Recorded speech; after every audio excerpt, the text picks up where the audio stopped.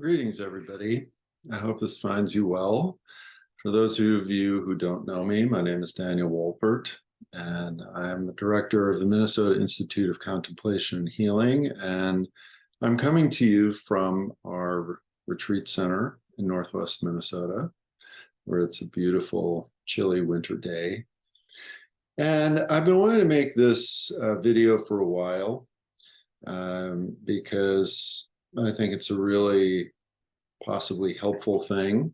The people that I've spoken to about this topic have found what I've had to say helpful. And so I wanted to talk a little bit today about this topic of forgiveness.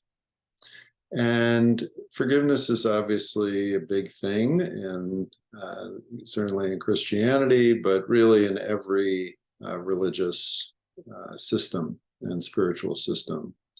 And so as we're coming to the holidays and Christmas time and Hanukkah and the New Year, I just wanted to put this out there and talk about it a little bit, because I think it's something that's really misunderstood. And it causes a lot of people a lot of angst. And, you know, this is where I started thinking about this more and talking to people about it. And because in big situations and small situations, people get very confused about forgiveness, particularly within situations and relationships in which there are ongoing problems and issues. And this can be larger social issues, for example, within the issue of racism. And but then it can also be within just individual one-on-one relationships or families or communities. Okay, so when people hear about this and they think about forgiveness, they just think that it's one thing, right? I forgive somebody. I forgive you. Okay, and this is where some of the confusion begins to set in, because particularly if you're talking about somebody or some situation where there's ongoing problems, then people are like, well, I don't feel good about this. There's something weird going on here. I feel kind of guilty that, you know, I don't feel like forgiving them, or I forgive them and then they do something bad to me again. You know, what's going on with this, right? So forgiveness really should be understood as two things, right? There's really forgiveness in two ways or two levels, right? One is what I talk about as internal, and one is external, okay? So internal forgiveness is just something that has to do with me and my feeling and reaction to what has happened to me and to this person, right? And we know that when we've experienced some kind of injury, we feel bad, we think about it, you know, maybe we've got some kind of trauma reaction if it's bad enough, or maybe it's just something that we, you know, obsess about, we wonder what's going on, et cetera, right? And we may have then negative feelings about this person, this situation.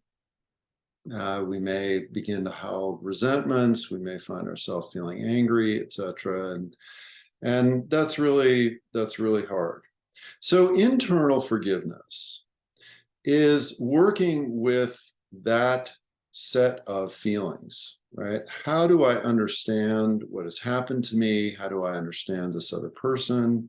Maybe I begin to be aware of their, you know, cluelessness, or that they had trauma or difficulties. Maybe I understand them a little more. Maybe I have compassion on them. Maybe I don't. But whatever it is that I understand about them, I can internally say, yeah, I forgive that of them. I can let that go internally. And what that does is that just helps us, right? That helps us to be liberated from that continuing corrosive experience of holding on to some kind of a hurt. right? And this is something that we do for ourselves. This has nothing to do with the other person. We're not talking about the other person yet, right? This is something that we can do to help us. And that's very positive. It's very liberating, and it can happen at any time. I can do that right after something happens. Maybe it takes me a while to process, whatever the length of time is, but that goes on for me, and now I am feeling freer. Now then, the second type of forgiveness, the second layer of forgiveness, is external, right? And now we're talking about the relationship with the other person. And see, this is where, again, there have been a lot of toxic teachings about this, where it's like, you're just supposed to jump in and forgive this person. You know, Jesus says forgive. This teaching says forgive, whatever. And the problem with this is that what is left out is that, and this is true in every spiritual tradition, but I'm just going to talk a little bit about Christianity, right? What is left out is that forgiveness is actually supposed to be the final step of a three-step process when we're talking about external forgiveness, right? This is now the relational part.